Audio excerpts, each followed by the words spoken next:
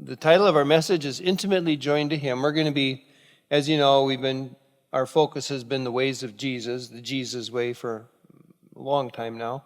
And so this is Jesus' teaching out of John chapter 15. We're going to, I don't know, as it is with Cheryl and I, the more we talk about our message, the bigger it gets.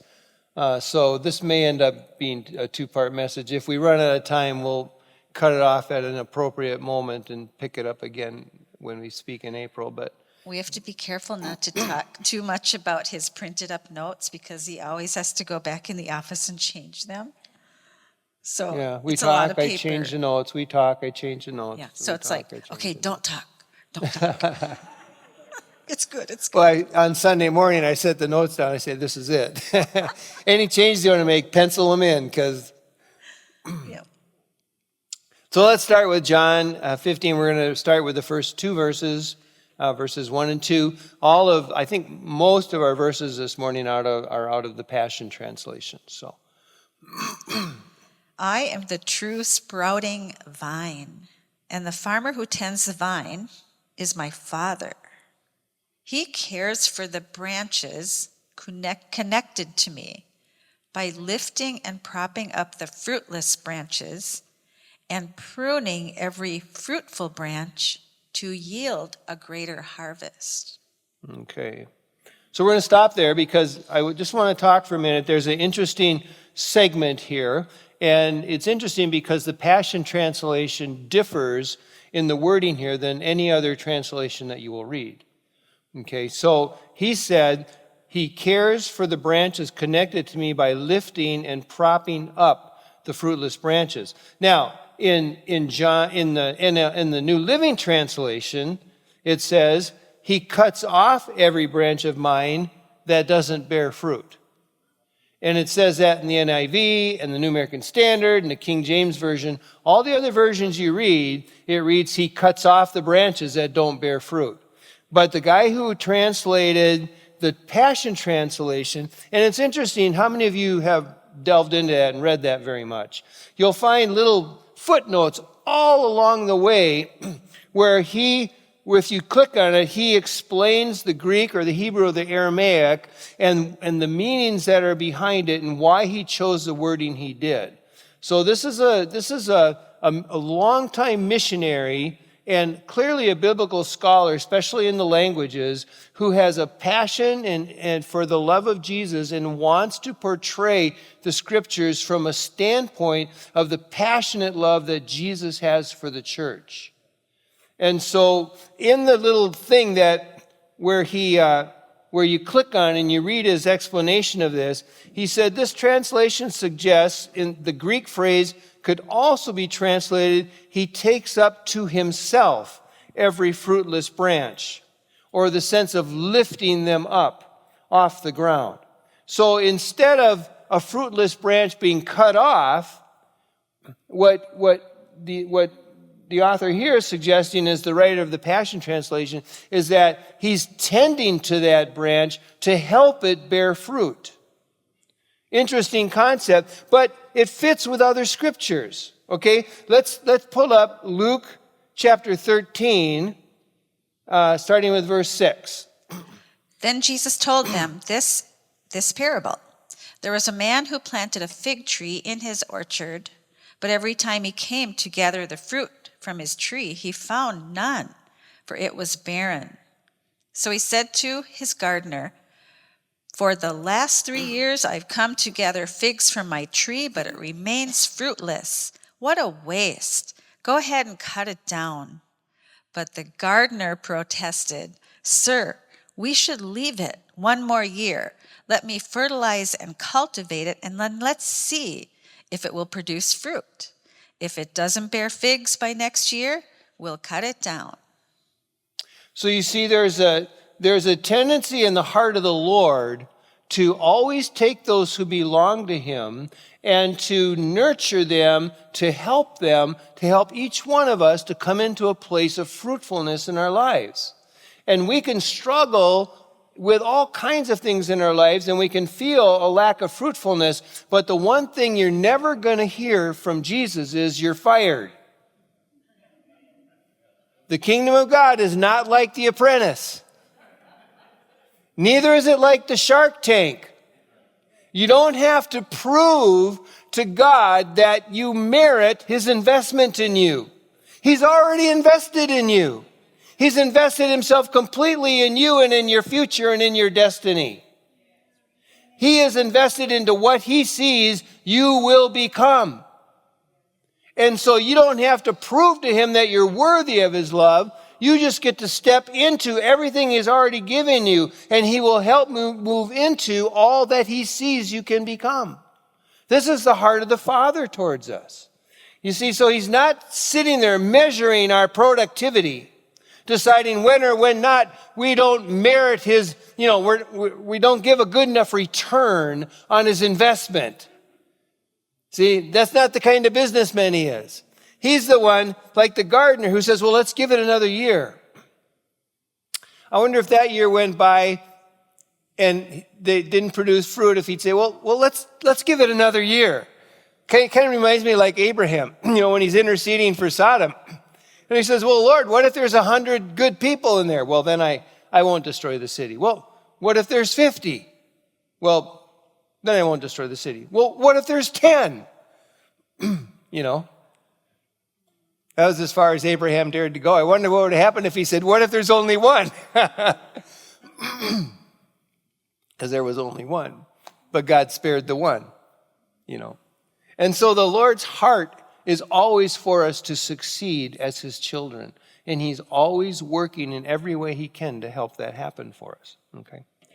Okay, one other thought about this. I want you to, this is interesting. I heard somebody else say this. I had never thought of it before. But at the tomb, when the angel was talking to Mary, this is what he told her. He said, go and tell his disciples and Peter that he's going ahead of you into Galilee, and there you will see him, just as I told you. He's talking about Jesus, right?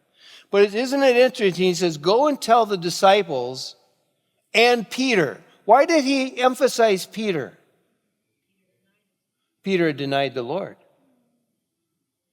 The sense that you get by that phrase is that Peter was already estranged from the other disciples, either because he felt so much shame he separated himself, or because the disciples were so incensed that he denied the Lord that they separated them from him. And so the angel specifically said, go tell the disciples and tell Peter. And when Jesus was on the beach, remember, and the disciples were out fishing, and Jesus was on the beach, and they came swimming in, who did Jesus walk away with? Peter. Why did he walk away with Peter? Because he was fertilizing that fig tree that hadn't borne the right fruit. He was propping up that branch so that it could prepare more fruit, because he saw the destiny of Peter. The Lord knew what he had called Peter to. The Lord knew what he had invested in Peter. And so when Peter failed, he didn't get cut off. When Peter failed, he got encouraged. And Jesus pulled him aside and said, Peter, do you love me? He gave Peter 3 chances to affirm his love back to him. Peter denied him 3 times. 3 times he got to say, I love you. And every time Jesus said, I got a job for you. I have something for you to do. You haven't wasted your opportunity. That's still waiting for you. Your destiny is still ahead of you. You haven't ruined it. Have you ever been in a place of your life where you feel like you just failed too badly and it's just all up for you? Anybody ever been there? It's a common thing. The devil loves to speak those lies to us. But it's not too late, because the Lord sees your destiny and he's calling you to it. He's calling it to you after your worst failure. Never ends. The calling is always there. His love for you is always there. And the investment he made, he'll never pull back. Okay. So let's talk about pruning, though, for a little bit, because it says the branches that do bear fruit, he prunes. What do you got to say about pruning, Cheryl? Pruning. I love to prune. And when you prune, when I think of pruning in the scriptures, pruning is you. We get pruned. That's a good thing. If you just leave a tree go, it can become such a tangled, gnarled mess. And the problem with a tree that you don't prune is no light can get into it. If light cannot get into the tree, it slowly dies, especially a fruit tree, one that bears fruit. So there's, when you are out pruning a tree, you don't just quickly snip, the whole thing into a beautiful shape, like a rounded shape. You carefully look at the branches. You look at which way are the sprouts directing. You want to take things that might be crossing another branch and rubbing against it and causing irritation, which makes an injury, which causes disease to come into the tree. I mean, think of that. What kind of branch are you? There's branches that grow inward, or there's branches that grow outward. When it talks about about lifting and propping the branches, it's because the end of a branch will bear fruit, and then the whole branch will sink to the ground. And if it gets near the ground, it can pick up disease from there too. And when you lift a branch that's too heavy for the fruit, you need to snip off the end. And in the end of that branch is where all the energy is going to the end of the branch for the tree to branch out and get bigger and bigger. But if you snip off the end, the energy goes down into the branch and causes new sprouts to come and it to be much more fruitful. And that's a beautiful thing. You're letting more light in, you're making it bear more fruit, you're making it open. I mean, that's us, Another thing I remember from the pruning show we were watching is that if a branch was growing the wrong direction, he would snip it off. Or, if there were sucker branches, lots of times, like on tomatoes, Cheryl will snip off all the sucker branches because they're not going to bear fruit. What they're doing is they're taking the energy from the one branch. So what parts of your life are sucking the energy from you, but they don't have any fruit? Is the Lord going to maybe work on those areas? Or what parts of your life are maybe going in the wrong direction? Wrong desires, interests that are taking you away from the most fruitful part of your life. Worries, anxieties, fears. You see, the Lord will come in and he'll prune, he'll clip those things, he'll work in those areas so that the whole life flow of Jesus can go into the most meaningful and productive part of your life. So the Lord is faithful to prune, you see, to judge, to deal with, to convict. That's all his pruning process in actually bringing about a more fruitful and meaningful life. A pruned tree is stronger and has a longer life. So go ahead and let yourself be pruned. It's good. Yeah. Yeah, hasten the pruning, Yeah. I say. Yeah, amen. So that's all the faithfulness of the Lord. He's always working in our lives to help us to be fruitful, to be successful, for our lives to be meaningful, and that's his desire for us. That's a pleasurable thing for him, as pruning is pleasurable to Cheryl. All you gardeners, you understand this because you do it all the time, right? So, okay, let's go to the next section here. We're gonna change gears. We're gonna look at a different aspect of this, verses 3 and 4 of John 15. The words I have spoken over you have already cleansed you. So you must remain in life union with me, for I remain in life union with you. For as a branch severed from the vine will not bear fruit, so your life will be fruitless unless you live your life intimately joined to mine. Your life will be fruitless unless you live your life intimately joined to mine.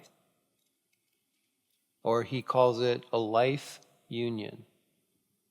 A great, obviously, analogy for this is marriage. Marriage is a life union, or it's intended to be a life union, right? And men aren't so big on intimacy typically, but usually women are.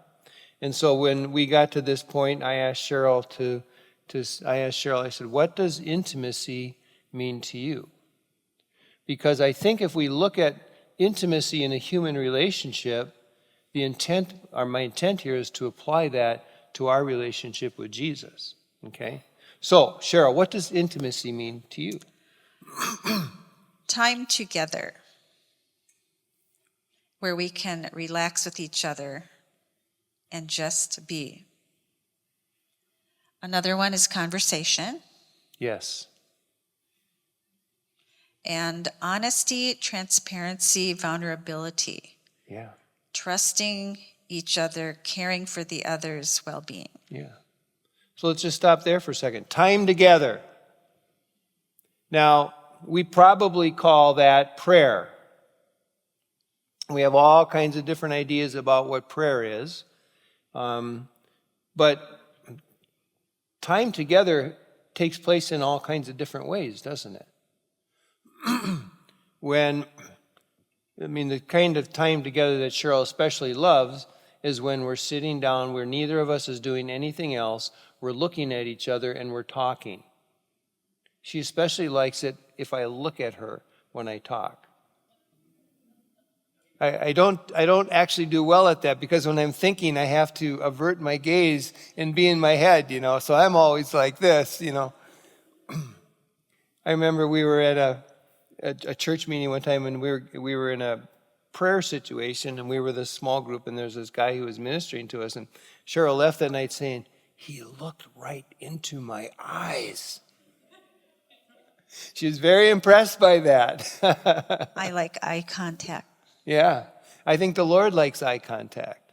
The Lord likes it when we face each other. The Lord likes it when we are sitting together and we aren't busy with something else.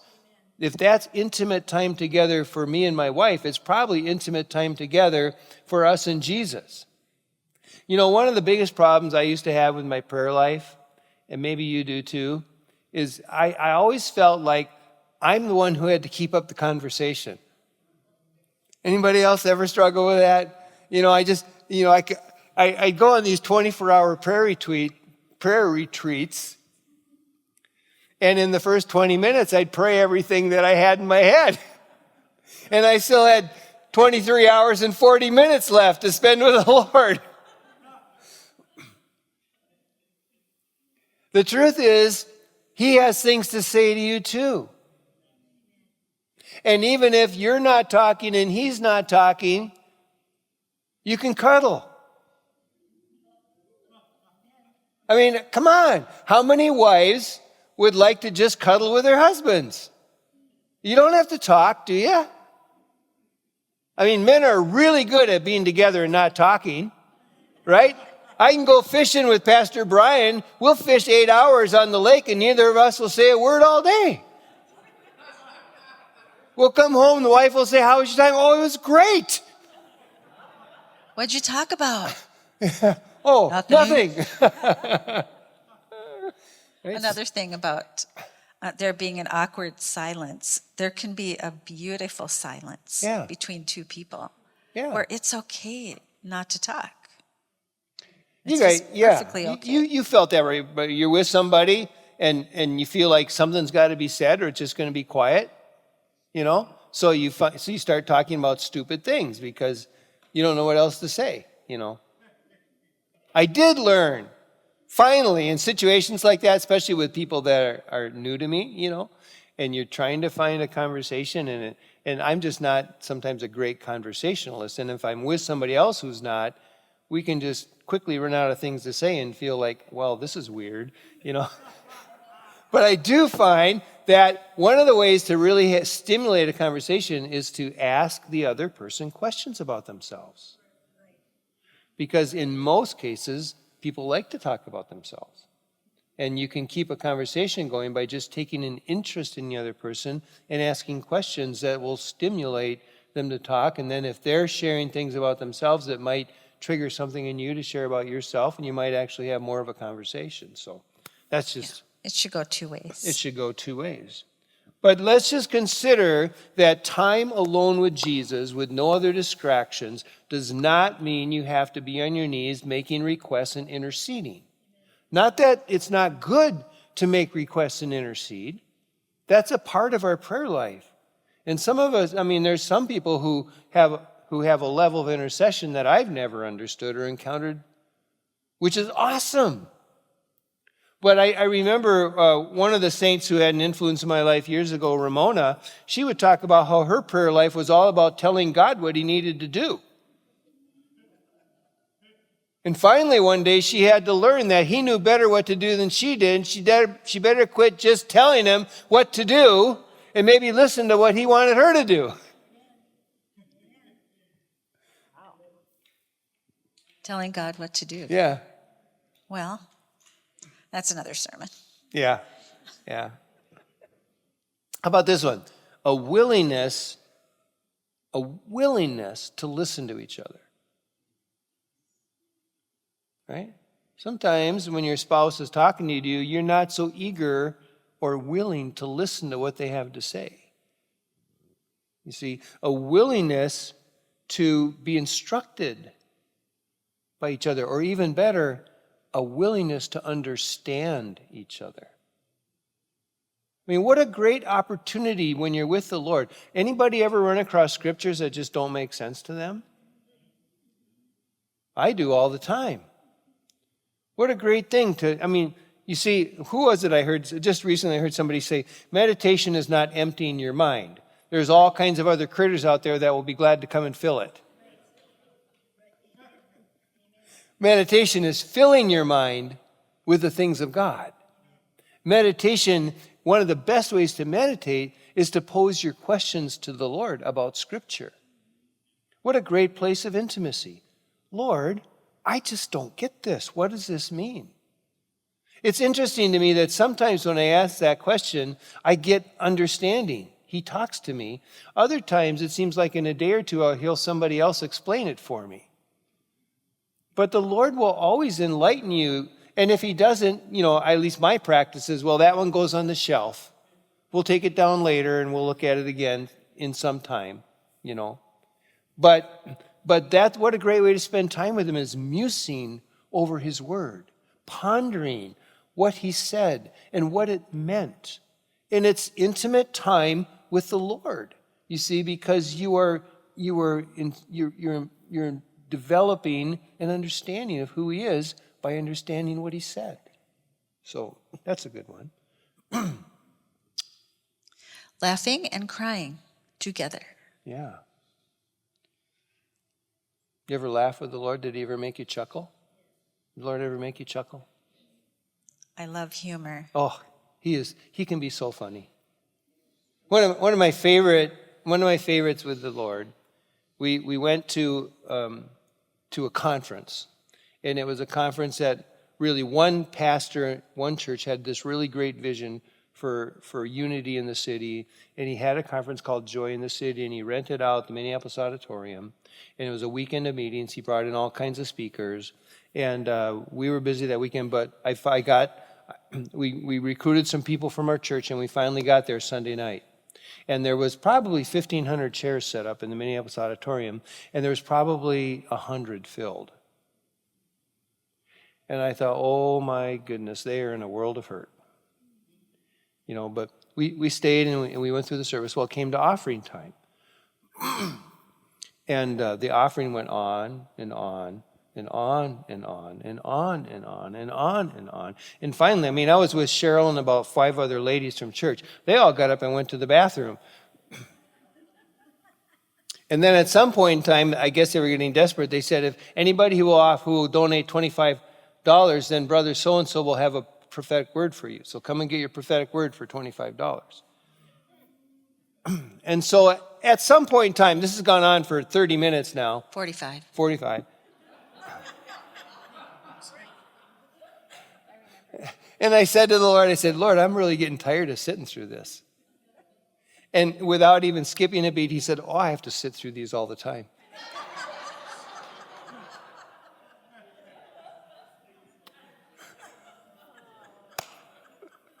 The Lord just make you chuckle.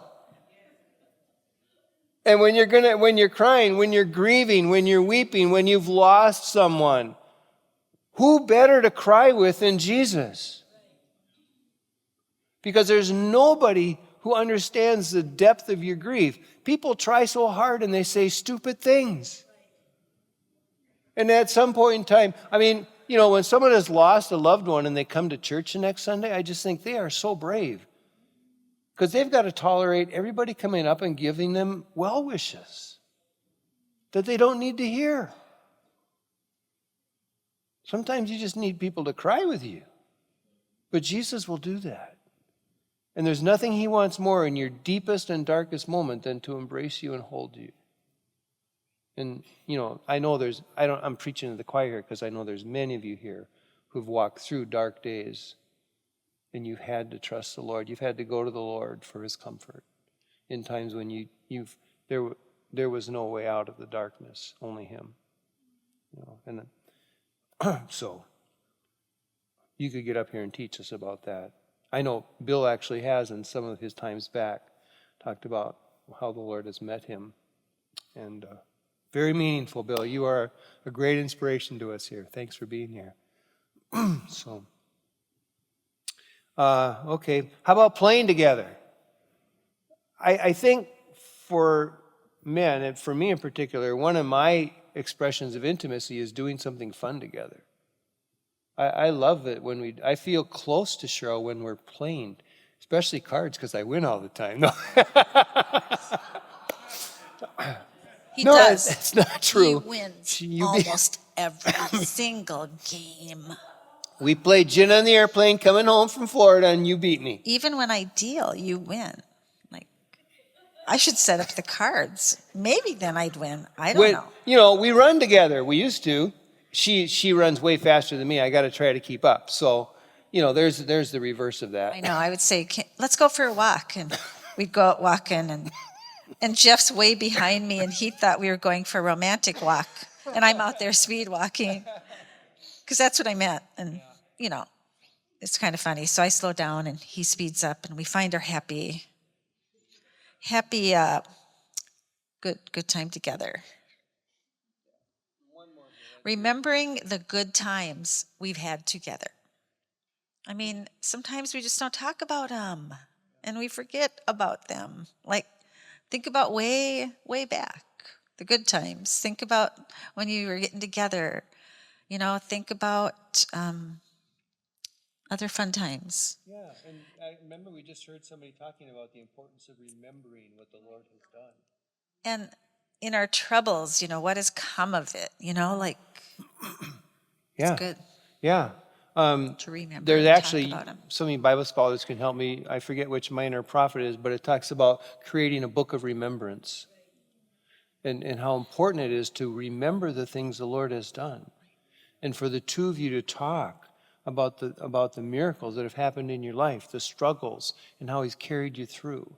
And those rememberings are times of intimacy with the Lord. You see, intimacy with the Lord does not just mean laying your requests before the Lord. It means that you focus on him. You spend time with him. You give him opportunity to be with you. He loves it as much as you love it. He loves it more than you love it. Okay, now, here's a thought. Wait, are you going on? I want Yeah. to say one more thing Okay, go about ahead. remembering good times. When you go out to eat next time with your husband, wife, or friends, make it a pointed thing that you're going to talk about what the Lord has done. Because when you are out, eating out and sitting at a table and doing that, I've heard that it can change the whole atmosphere of the restaurant. There you go. Like that. Because you are actually, it's a worship, praise thing that you're doing that will have effect in that whole establishment. I believe that. Yeah. Okay, go. Good. Now, one thing about intimacy that it's not clammy and it's not controlling. Right? You see, the reason it's easy for us to call Jesus Lord is because we have experienced his amazing love. It's the love that inspires us to call him Lord. And isn't it something to be able to be praying to Jesus and saying, you're my lover and you're my Lord. You're my Father and you're my Lord. You're my friend and you're my Lord. But see, the Lord doesn't mean that he's lording it over us, does it? You see, our perspective of Lord often means we get to control everything. That's not the way the Father is. It's not the way he calls us to be. You see, he teaches us to release, to trust him. And he actually releases us and trusts us. I wrote this down. Intimacy still allows us to go live parts of our lives separate from each other. You have intimate moments with your spouse, but then on Monday morning, you both get up and go to work. Now, you carry each other in your hearts. And especially with Jesus, when I get up and go to work, every morning I say, Lord, I trust you for this day. Be with me, Holy Spirit. I'll need your help, right? So there's a lot of intimacy even in those places. But it doesn't mean that your only option in life is to sit quietly with the Lord. You get to live life. The intimacy that you have with Jesus doesn't mean that you don't live life, that you don't go out and have fun, that you don't hang out with your friends, that you don't go to work, that you don't do things that are meaningful, that you don't fulfill your destiny, which involves you actually working, thinking, making decisions. And for every decision you make, you don't have to say, Lord, what should I do? Now, if you're in trouble, you can certainly say that. But that's not what intimacy means, is that every single thing, every single issue, every single decision you have to make, you have to say, Lord, what should I do? I remember a friend of mine talking about a previous church he had attended. They had men's retreats like we do here. And there was an old saint there, I think his name was John, who he would usually teach at the men's retreats. And all the guys were just like, they were just eating up everything he had to say. He'd been with the Lord for a long time.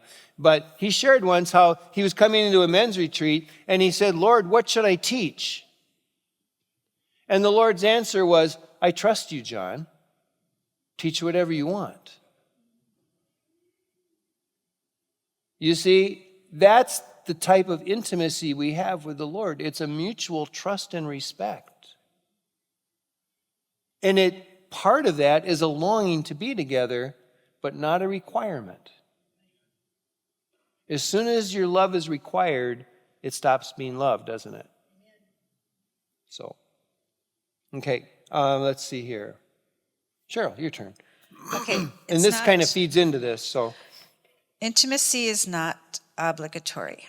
It's not a rule. It's not a law. You already said that. It doesn't say, let's get this over with. I've got things to do. Or it doesn't say, are we done yet? It's a real choosing to just lay everything down, take a deep breath, and just be.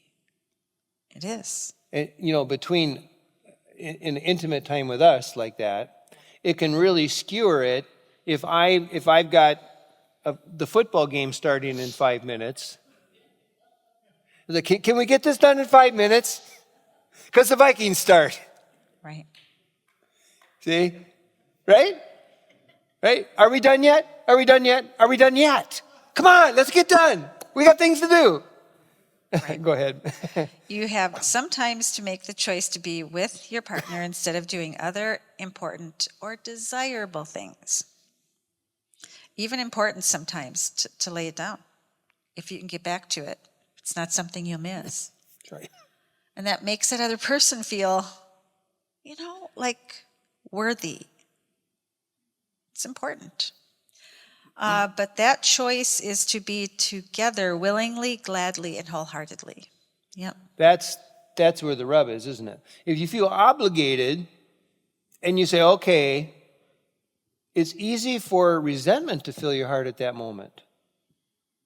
You see, so now you're doing it with a wrong attitude. and nobody's going to experience intimacy at all because you're doing it because you should and you don't really want to.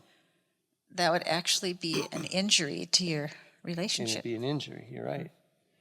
So there are times, as Cheryl said, there are times when you might need to lay down what you want to engage with the person that you love.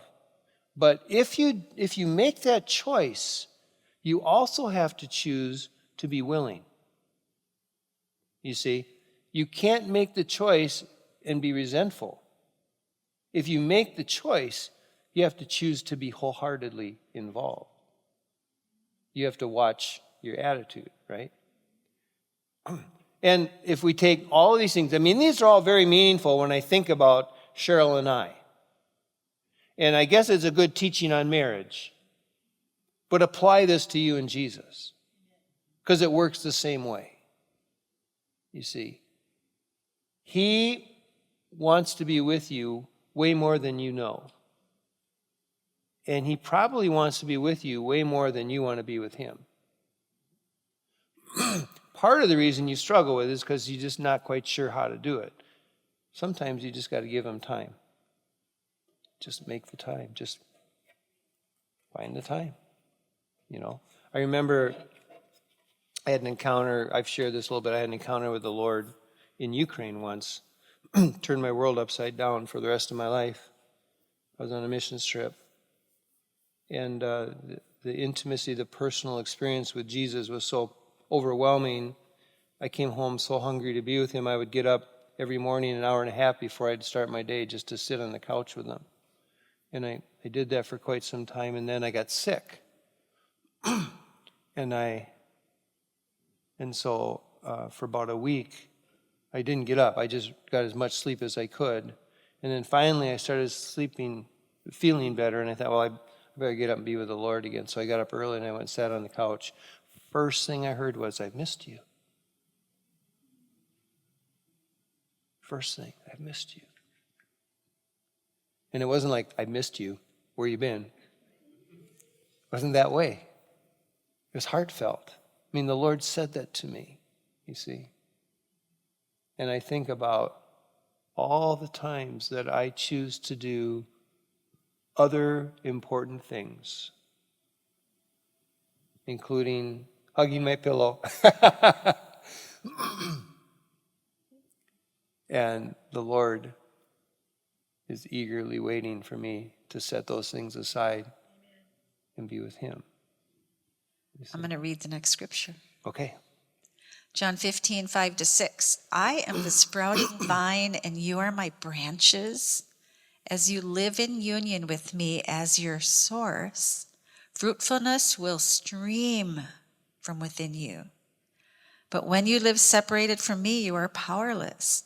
If a person is separated from me, he is discarded. Such branches are gathered and thrown into the fire to be burned.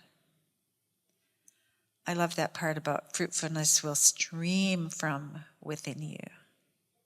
Yeah. It's so beautiful. Interesting thing about the branches that are separated. A branch that's separated from him is different than a branch that's not bearing fruit.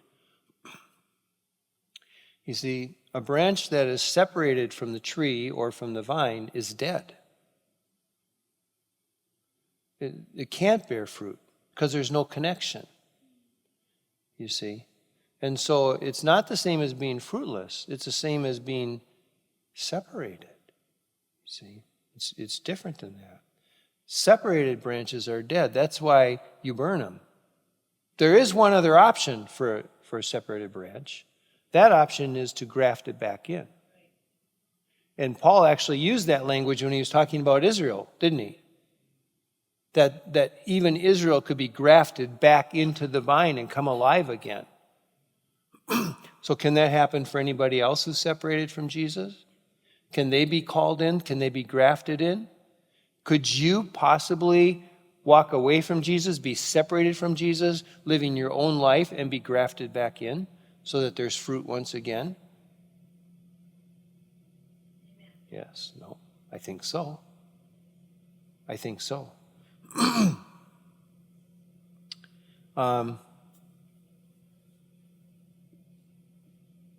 I don't know, maybe we can get through the next phase. We're running out of time here. We are. But we're kind of in the middle of a thought. So let's read verse 7. But if you live in life union with me, and if my words live powerfully within you, then you can ask whatever you desire, and it will be done. Isn't that amazing? He said, if my words live powerfully within you. Jesus said in John 6, he said, my words that I speak are spirit and they are life. Jesus' words are life in themselves. When they live in you, you are filled with life. That's the sap. And when we talk about his words, we're not talking about correct doctrine. Because we all can argue about what is correct doctrine. Every church has a different version of that. Every theologian, we can debate them nicely, or in most cases, we write other people off because they don't have the correct doctrine. But Jesus isn't talking about that. He didn't intend his words to become doctrine. His words are spirit and they are life.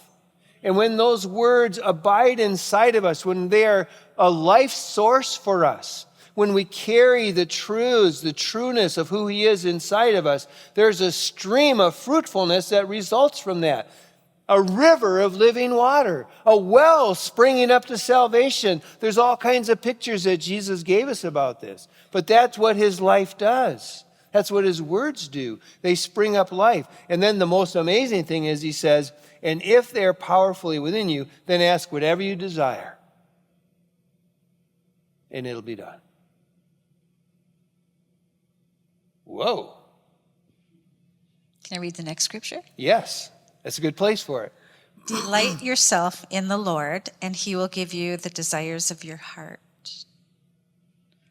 What does delight look like? What does it look like to you? What are some examples that you We're might foodies. throw out? Yeah. It really delights me when I'm eating a really good meal and every bite is so succulent. Yes. It makes me close my eyes and go, Oh, Lord, he let us eat 3 times a day. It's so amazing. I take delight in good food. Yeah. Yeah. You take delight in nature. I do. She's like a little girl full of wonder.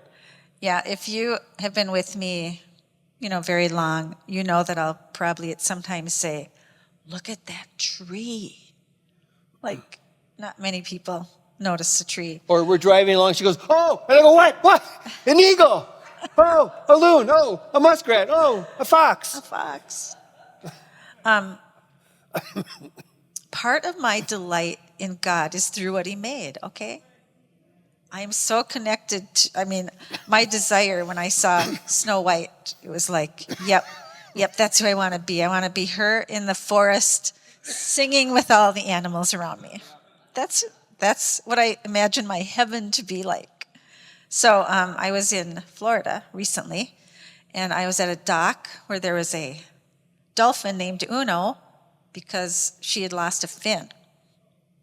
So she comes up to the dock, and we see her, and I'm just like, duh, there's this animal that I'm connecting with in the water, and I'd love to jump in, but I'm afraid of sharks, so I'm not going to jump in there. So I'm just connecting with her for like 15 minutes. And she keeps coming back to me and swimming out and coming back, and I'm like, God, I wish I could jump in the water. But then I figured out that I could stand up on the dock and run from side to side. And she followed me in the water, back and forth. It was so fun. Yeah.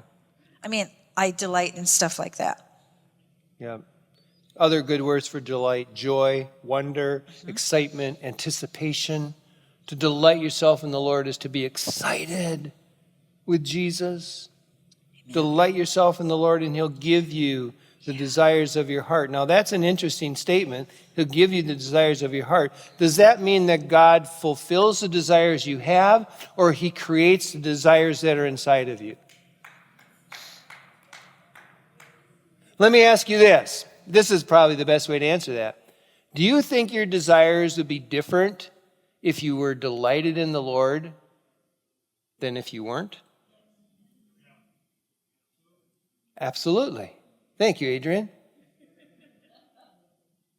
You see, when you delight yourselves in the Lord, when He's your delight, when He's the one that brings you the greatest joy, when you're excited for Jesus, when you have wonder about the things of God, it forms your whole psyche. It affects the things that you actually desire. You actually begin to desire the things that He desires because your hearts are intimately intertwined. See, and if you're not delighting yourself in the Lord, I mean, the sky's the limit for all kinds of desires you can have that are empty, fruitless, meaningless, or harmful. Right? So to pursue the Lord with a heart of passion, to long to and to find ways to spend time with Him, to begin to really enjoy meaningful encounters with Him, to delight in Him is one of the greatest endeavors we will ever make in our life and one of the most life-changing things that we'll ever do. It really is. And maybe we'll close with this. The delight yourself in the Lord, He'll give you the desires of your heart. That's the New American Standard. In the Passion Translation, it says, find your delight and your true pleasure in the Lord. How about if we try that out for size? Our true pleasure, the greatest pleasure, the most meaningful pleasure. What if we found that in the Lord? As David said, on you, Lord, is all I have in heaven, and on earth there's nothing else I desire. Let's stand together.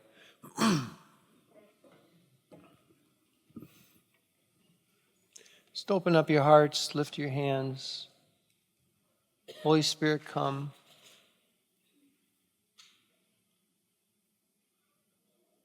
I know, Lord, I find myself very aware of how easily I find other things to do and how many times I leave you waiting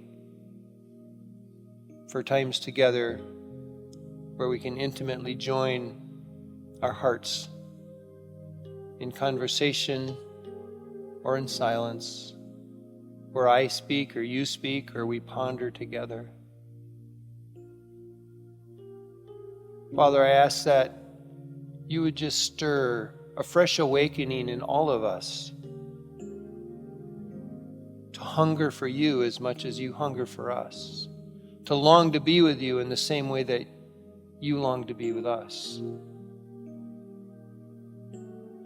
to willingly lay aside the things that we deem important, to choose you as more important, and to do it without resentment or obligation, but with a whole heart, a willing heart, a hungry heart. You really are our life. Your words are our life. You're our source. When we're connected with you, that's when everything flows. So we choose connectedness, Jesus. We want to be intimately connected to you. We want you to be our life source.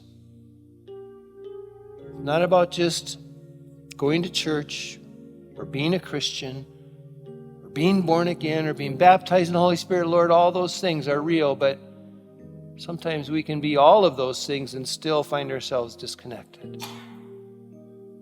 And our choice is to be connected.